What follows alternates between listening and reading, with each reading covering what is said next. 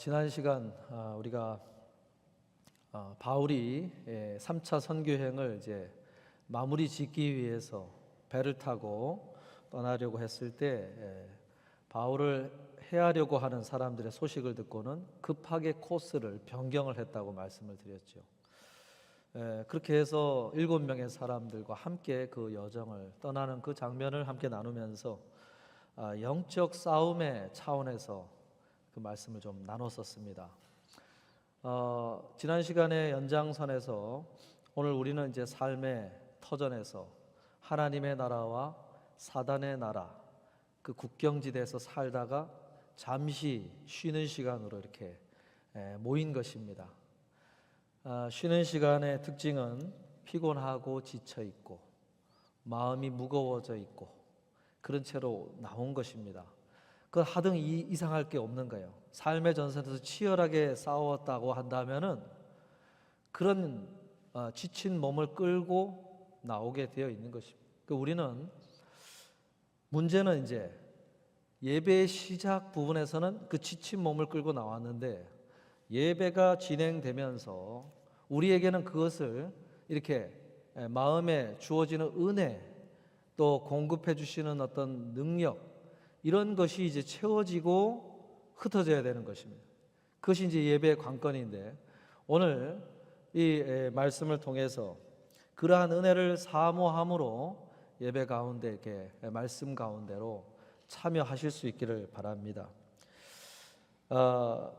그렇게 해서 떠나왔던 그 변경된 코스에서 이제 배를 타기 위한 장소 드로아라고 하는 곳에 도착을 해서 배편을 기다리며 일주일을 한 주간을 이제 보내게 되었다고 소개를 하면서 오늘 본문은 이제 그곳에 머물면서 떠나기 하루 전날 있었던 일에 대해서 소개를 해주고 있습니다. 본문 7절에 보면은 그 주간의 첫날에 우리가 떡을 떼려 하여 모였더니 그러죠. 그 주간의 첫날이라고 했어요. 유대인 기준으로 보면 그 주의 마지막 날은 언제일까요? 그 주의 한 주의 마지막 날은 언제일까요? 안식일 날, 토요일을 말하는 것이죠. 오늘로 치면은. 그러면 그 주의 첫째 날은 언제일까요? 그것은 일요일을 말하는 것입니다. 그리고 그 일요일은 예수님께서 부활하신 날, 그래서 주님의 날, 주일이라고 우리는 그리스도인들은 표현을 하죠. 여러분 그 차원에서 그 주간의 첫날 주일날을 모였다고 하는 것을 이제 소개하는 것입니다. 여러분 우리는 한 주의 시작을 주일로 생각을 하고 걸어가는 사람들입니다. 그 말인즉슨 한 주의 첫째 날이 예배로부터 시작을 하는 사람들이라는 거예요.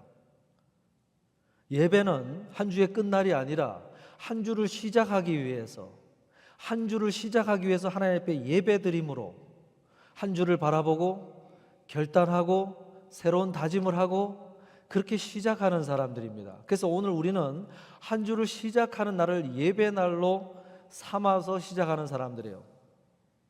한 주의 직장의 모든 사업장의 일들을 이 예배 드리면서 결단하셔야 되고 내가 해야 될 모든 학업을 이 예배 드리면서 새로운 마음의 다짐을 하면서 걸어가야 되는 거예요. 오늘 우리는 지친 몸을 끌고 위해 쉬는 목적을 가지고서 온 사람들이 아니라 그 목적 플러스 새로 시작을 하기 위해서 예배를 드린다는 것입니다. 오늘 이 본문 말씀은 그런 면에서 그 한 주의 시작을 초대교회 성도들이 어떻게 시작하고 있는지를 보여주는 본문이요. 그리고 그들이 주일날 모여서 무엇을 했는가를 알려주는 그런 본문이라고 할 수 있습니다. 그런데 오늘 말씀에 가만히 보니까 초대교회 성도들이, 믿음의 선조들이 그 주일날 모인 이유가 무엇이 있는지를 소개해주고 있지요. 무엇 때문에 모였다고 소개하고 있습니까? 우리가 떡을 떼려 하여 모였다 그랬어요.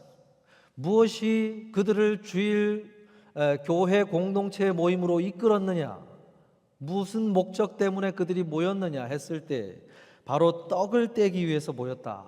그 이유 때문에, 그 목적 때문에 그들이 모였다 라고 소개를 하고 있어요.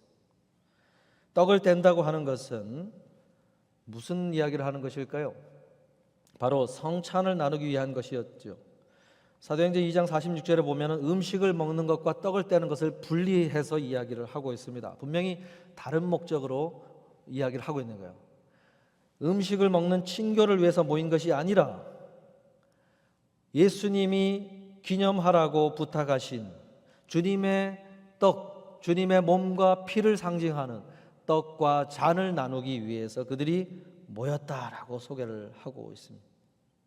여러분, 우리가 주일에 모여야 될 이유가 무엇이냐?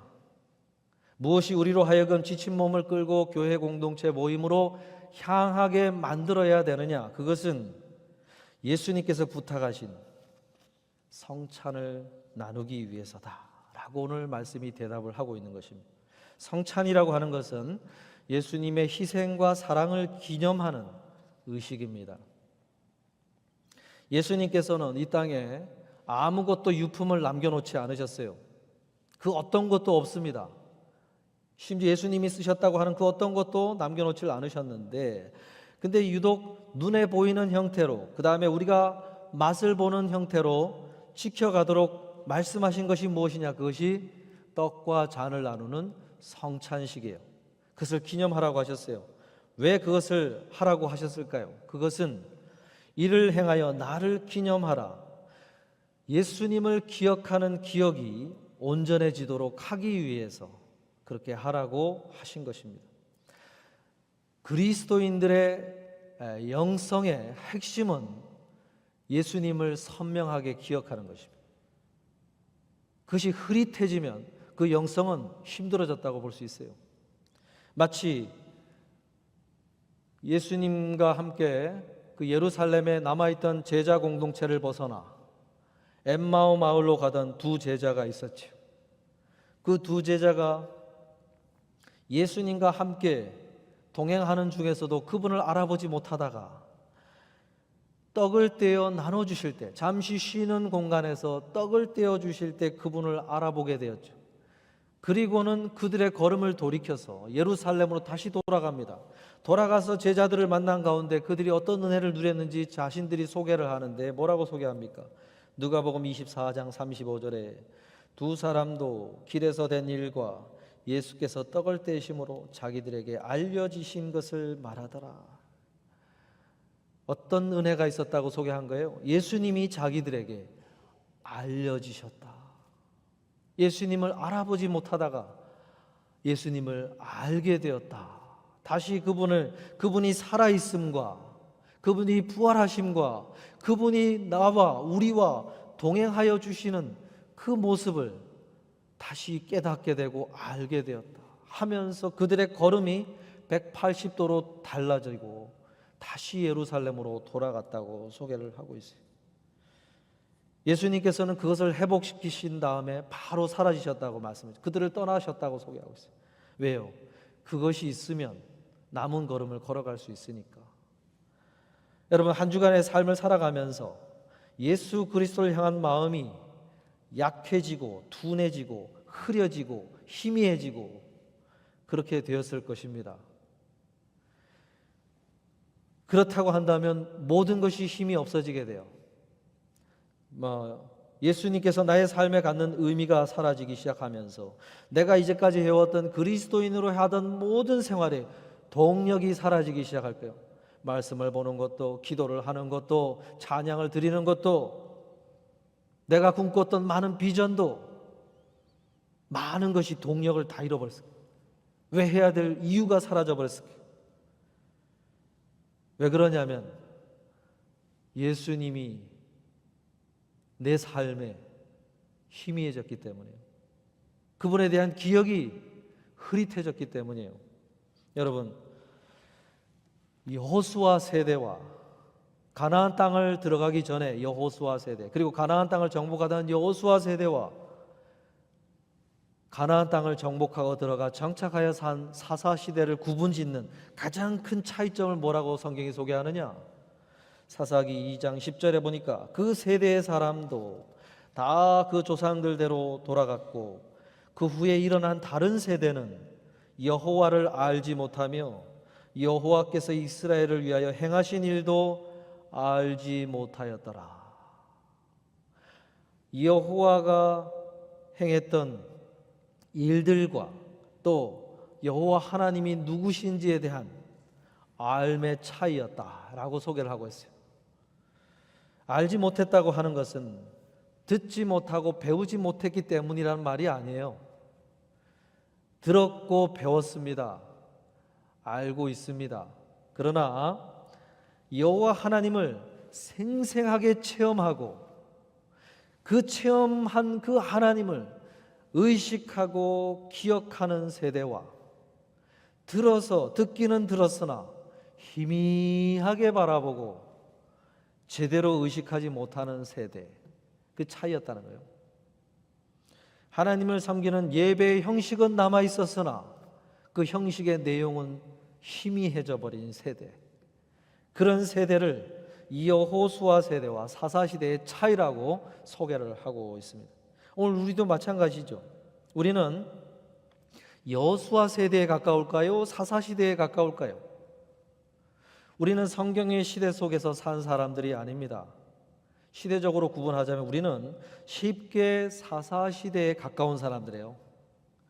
우리는 자칫하면은 하나님을 문서화시키고 하나님을 옛 선조 시대에 행했던 그런 것들만 기억하는 희미한 세대로 빠져버릴 수 있기가 쉬운 세대의 사람들입니다.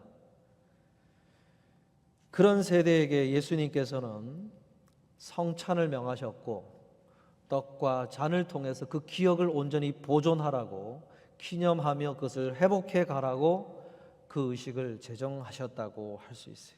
그래서 초대교회 성도들은 그 기억을 다시금 회복하기 위해서 교회 공동체로 모인 곳에서 나오기를 원했고 그 공동체에서 떡과 잔을 나누었다는 것이죠. 여러분, 떡과 잔은 홀로 할 수 없는 것이라고 제가 이미 말씀을 드렸지요. 그 성찬은 떡과 잔을 나누어 줄 이들이 있어야 되는 것입니다. 그 떡과 잔을 나누어 주는 이들이 모여서 그 성찬을 할 수가 있는 것입니다. 어떤 이들이 그 떡과 잔을 나누어 줄 수 있을까요? 그러면 그것은 예수님에 대한 기억을 가진 자들이 그것을 나누어 줄 수가 있는 것이죠. 여러분, 명절에 우리가 모이면 무엇을 합니까? 성묘를 가지요. 저도 어린 시절 성묘가 즐거울 때가 있었어요. 다 같이 모여서 저희 가정은 이제 아버지 형제들이 모이면은 저희 할아버지가 추도 예배를 드렸기 때문에 그 전통을 따라서 할아버지 할머니가 다 돌아가셨어도 형제들이 모이면은 그렇게 추도 예배를 드립니다.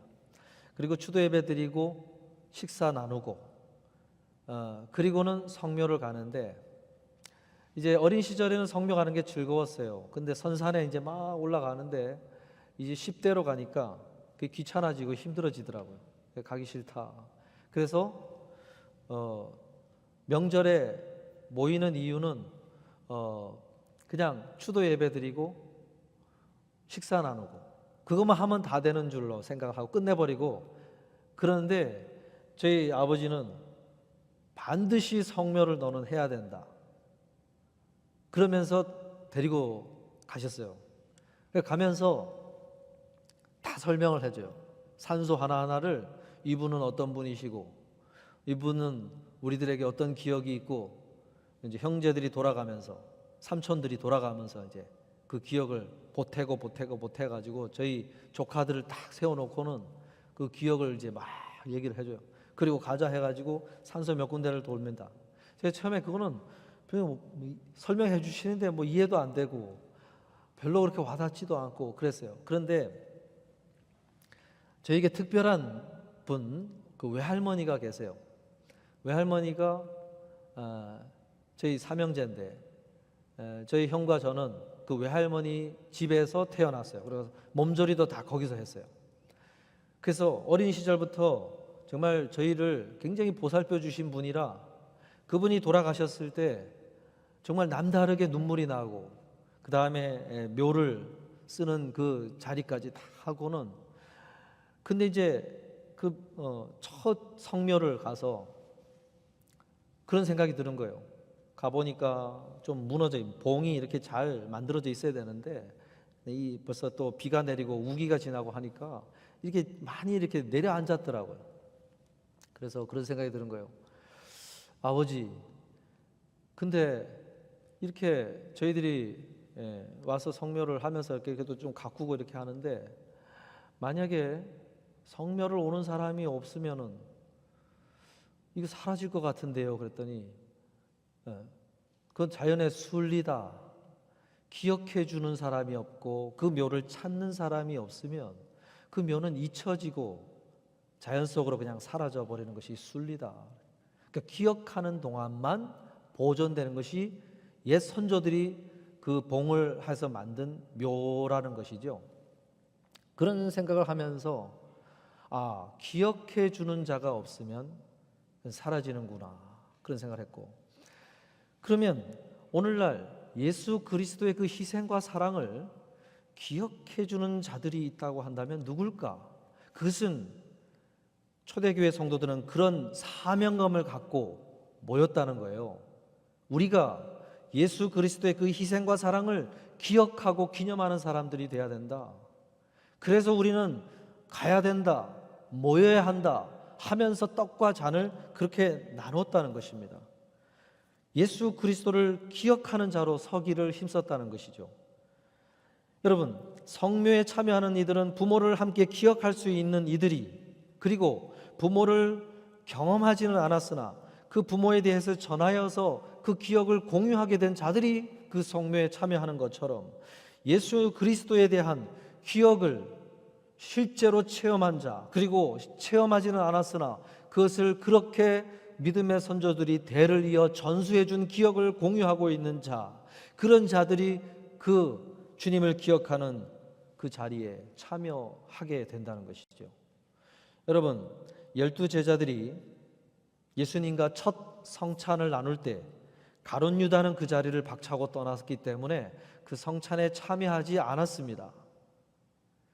가룟 유다가 그 자리를, 애찬을 나누는 자리에서 박차고 나간 다음에 예수님께서 성찬을 집행하셨다고 소개를 하고 있어요. 무슨 이야기입니까? 성만찬에 참여할 수 있는 이들은 순전한 마음으로 예수 그리스도의 그 희생과 사랑을 바라볼 수 있는 자들이 그 성찬에 참여하는 거예요. 오늘 장로교, 저희 교회는 그 예수 그리스도에 대한 기억을 가지고 참되게 신앙을 고백하며 세례를 받은 분들만 성만찬에 참여하도록 하고 있습니다. 왜 그럴까요? 가룟 유다가 거기에 합당한 참여하기를 거절하고 나간 이는 아직 그 성만찬에 참여할 준비가 안 됐다고 보는 것이지요. 예수님이 가룟 유다를 제하고 성만찬을 집행하셨던 것처럼 아직 그러한 온전한 주님에 대한 고백이 없고 기억을 공유할 수 있는 준비가 되어 있지 않은 분들은 그것을 준비한 후에 거기에 참여하도록 하기 위해서 그렇게 하는 것입니다. 우리는요, 떡과 잔을 나눌 때 그런 합당한 주님의 흘리신 피와 우리를 위해 찢기신 몸을 순전한 마음으로 기억하고 감사함으로 그것을 받을 수 있는 이들이 성찬에 참여하는 것입니다. 여러분, 그런 기억이 오늘 나에게는 어떻게 되어 있는가 한번 살펴보시길 바라요. 여러분, 그 기억의 차원에서 보자면 우리 아이들이 나보다 더 선명한 기억을 가질 수 있습니다. 어떤 남아프리카 선교사 분이, 한인 선교사 분이 그런 간증을 나눠준 적이 있어요. 케이프타운 외곽을 차를 타고 지나가는데 4살 된 딸아이와 태우고 부부가 타고 걸어가고 차를 운전을 하고 있다가 그 케이프타운의 그 웅장한 산을 보면서 와 하고 감탄을 하고 지나가고 있었는데 뒷자리에 탄 딸아이가 그렇게 얘기를 하다는 거예요. 하나님은 참 무겁겠다. 그런 이야기를 하더라는 거예요. 하나님은 참 무겁겠다. 그게 무슨 말인가 해가지고 딸아이에게 너 왜 그렇게 생각하니? 라고 물어봤더니 딸아이가 찬양의 그 영어 가사를 이야기를 하더라는 거예요. 그 찬양이 있거든요. He has got the whole world in his hand. He has got the whole world in his hand. 이 찬양이 있어요. 주님의 손에 모든 세상을 주님께서 붙들고 있다, 가지고 있다라는 찬양이에요. 근데 그 찬양을 주일학교 때 배운 찬양을 기억하면서 저 산을 붙들고 있는 하나님은 참 무겁겠다. 그 이야기를 하더라는 거예요. 그때 선교사님이 정말 부끄러웠다는 거예요.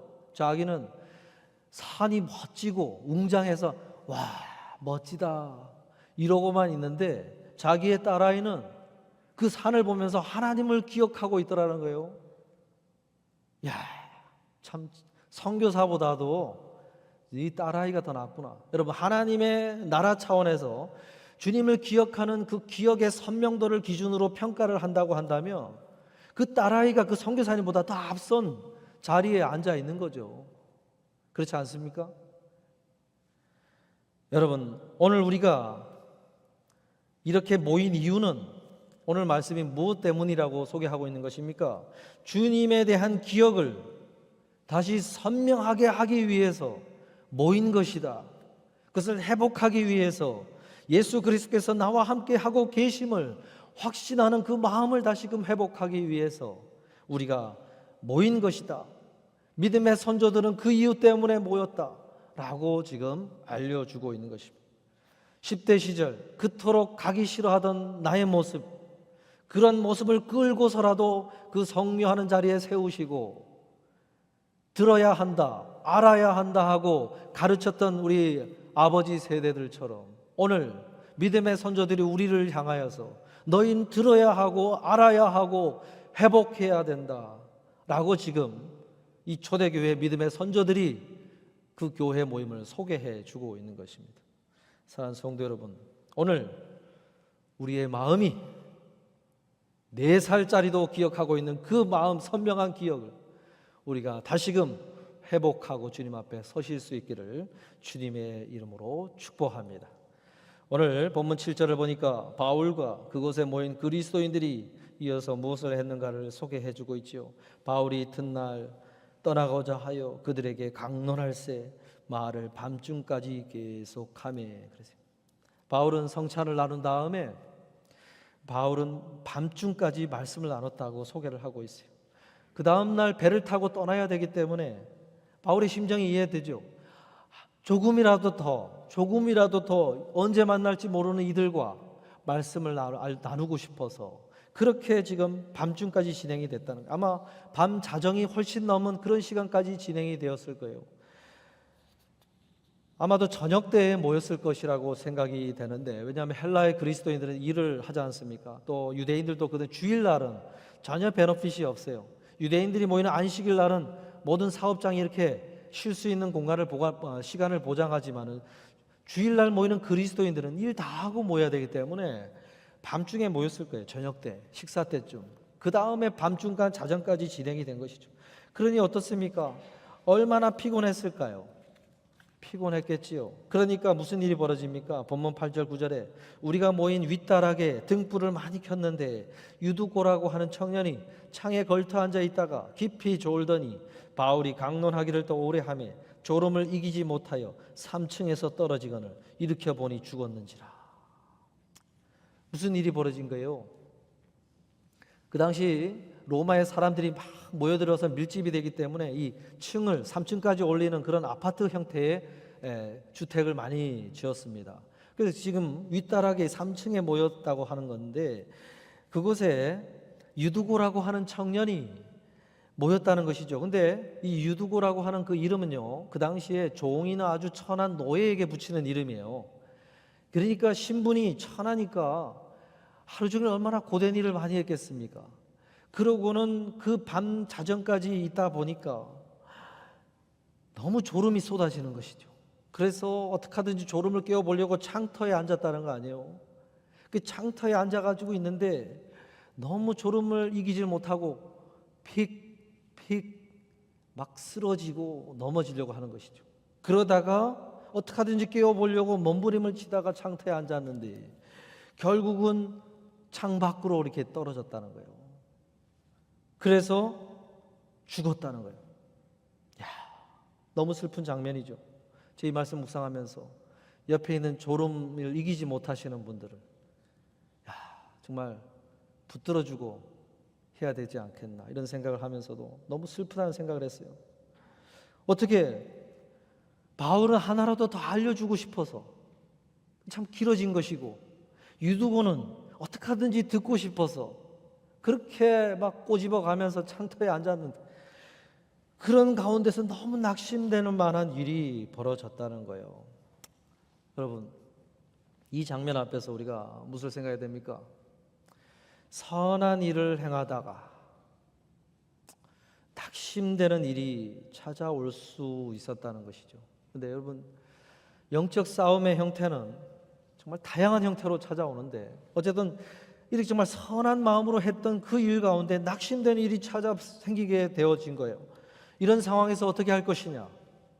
이 일 앞에서 바울과 사람들이 어떻게 했는지를 대조적으로 소개를 해주고 있어요. 본문 10절에 보니까 바울이 내려가서 그 위에 엎드려 그 몸을 안고 말하되 떠들지 말라. 생명이 그에게 있다. 떠들지 말라. 그리고 바울은 어떻게 했습니까? 엎드려 그 몸을 끌어안았다고 소개를 하고 있어요. 바울의 행동과 사람들의 행동이 지금 구분되어 소개되고 있는데 사람들은 떠들었다고 그랬어요. 떠들었다. 여러분, 떠들었다고 하는 무슨 일을 한 것일까요? 울고 소리를 지르는 사람들이 있었을 것이고 화를 내면서 뭔가 바울을 향하여 이렇게 비난하는 말을 하는 사람도 있었을 것이고 막 여러 형태의 일들이 막 생겨났을 거예요. 사람들이 그런 반응을 보이고 있을 때 바울은 어떻게 했다고 소개합니까? 뛰어내려가서 그 위에 엎드렸다. 엎드렸다고 하는 것은요, 물건이 위에서 떨어지는 듯한 표현을 쓴 거예요. 와락 끌어안으면서 끌어안았다고 소개를 하고 있어요. 와락 끌어안았다. 끌어안고 뭘 했을까요? 바울이 주여 살려주옵소서. 주여 그를 데려가시면 안 됩니다. 바울이 그렇게 했다는 것이죠. 그랬을 때 여러분, 이 장면에서 우리가 선한 일을 하다가 낙심되는 일이 생겼을 때 열이면 열 울고 불고 낙심하고 비명 지르고 비난하고 책망하고 이런 일을 한다는 거예요. 그런데 그때 어떻게 해야 될 것이냐? 할 수 있으면 바울처럼 끌어안고 주님을 향하여 부르짖는 행위를 하라는 거예요. 그랬을 때 어떤 일이 벌어졌습니까? 특별한 하나님의 은혜를 주셨다고 그랬죠. 특별한 은혜, 아주 예외적인 은혜. 그게 뭡니까? 유두고가 살아나는 역사가 생겼다고 소개를 하고 있어요. 어제 그 감리교회 부흥 강사 그 김정호 목사님 하는 말씀 중에 그 얘기가 제 와닿았어요. 적당히 힘들면 교회 찾아 안 온다는 거예요. 적당히 힘들면 하나님 앞에 그렇게 부르짖으면서 기도 안 한다는 거예요. 근데 정말로 견딜 수 없는 힘든 일이 찾아오면은 교회 찾아온다는 거예요. 하나님 붙들고 기도하게 된다는 거예요. 왜 그럴까요? 그 어느 집사님 얘기를 하셨잖아요. 새벽마다 찾아와서 기도하는 분. 나 같으면은 교회고 뭐고 기도해야 하는 것도 안 할 것 같은데 어떻게 찾아오냐고 물어봤더니 이거라도 안 하면 저 죽을 것 같아요. 그랬다는 거 아니에요? 정말로 하나님 생명줄을 붙잡듯이 부르짖고 주님 붙들고 기도하지 않으면 죽을 것 같은 사람, 그런 엄청난 힘들고 어려운 일이 찾아오면 주님 붙들게 된다는 거예요. 적당히 힘들고 적당히 어려우면 그렇게 안 한다는 거예요. 바울이 지금 끌어안고 살려달라고 주님 앞에 그렇게 나아갔다는 것이죠. 여러분, 선을 행하다 낙심되는 일이 찾아오면 그것은요, 끌어안고 낙심하고 원망하고 비난하기보다 그 문제를 끌어안고 주를 향해 은혜를 요청하는 자로 서라는 거예요. 여러분, 이런 분이 또 있어요. 엘리야가 주님 말씀 따라서 기근을 선포하라 그래가지고 북이스라엘 땅에 기근이 3년 반 동안 이루어지는데 먹을 게 없어가지고 있을 때 주님이 시돈 땅에 사르밧 과부를 찾아가게 하지 않습니까? 아들을 키우면서 힘들게 살던 그 가정에 기름떡과 밀가루떡이 끊어지지 않도록 해서 먹을 것을 공급해 주셔서 살고 있는데 무슨 일이 벌어져요? 그 아들이 시름시름 앓더니 죽게 됐어요. 열왕기상 17장 18절 20절에 보니까 여인이 엘리야 보고 막 비난을 하는 거죠. 하나님의 사람이여, 당신이 나와 더불어 무슨 상관이 있기로 내 죄를 생각나게 하고 또 내 아들을 죽게 하려고 내게 오셨나이까? 그럴 때 엘리야가 어떻게 했다고 소개합니까? 19절에 엘리야가 그에게 그의 아들을 달라, 나에게 아들을 달라 하여 그를 그 여인의 품에서 받아 안고 자기가 거처하는 다락에 올라가서 자기 침상에 누이고 여호와께 부르짖었다. 뭘 한 것입니까? 그 아들을 끌어안고 기도처로 나아가서 엘리야가 어떻게 된 여호와께 살려달라고 부르짖었다고 소개를 하고 있어요. 그랬을 때 예외적이고 특별한 은혜를 허락하시게 되지요. 여러분, 그렇게 바울이 끌어안고 기도했을 때 어떤 일이 벌어졌습니까? 본문 11절에 보니까 올라가 떡을 떼어 먹고 오랫동안 곧 날이 새기까지 이야기하고 떠나니라. 유두고가 이제 함께 올라가서 어떤 일이 벌어진 거예요? 졸음이 문제가 아니라 이제 마음에 일어난 감격이 너무 커서 날이 새기까지 시간을 함께 이야기 나누면서 보냈다고 소개를 하고 있어요. 여러분, 유두고라고 하는 그 뜻이요, 어떤 뜻을 가지고 있느냐?